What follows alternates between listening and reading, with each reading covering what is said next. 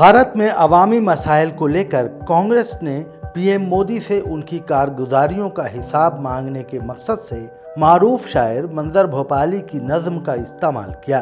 कांग्रेस ने एक वीडियो तैयार किया है जिसके पस मंजर में मंजर भोपाली की मशहूर नज़्म मुझको अपने बैंक की किताब दीजिए सुनाई दे रही है और साथ ही कुछ तस्वीरों के जरिए मोदी हुकूमत की कारगुजारियों पर सवालिया निशान लग रहा है।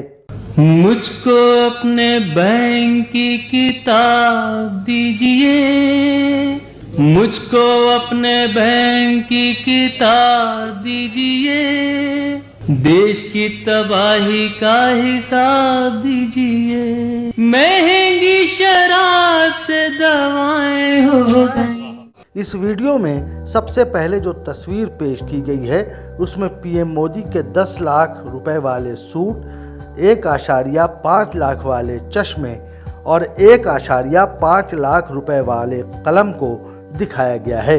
कांग्रेस ने ये video social media platform x पर शेयर किया है। Bureau report Deccan media.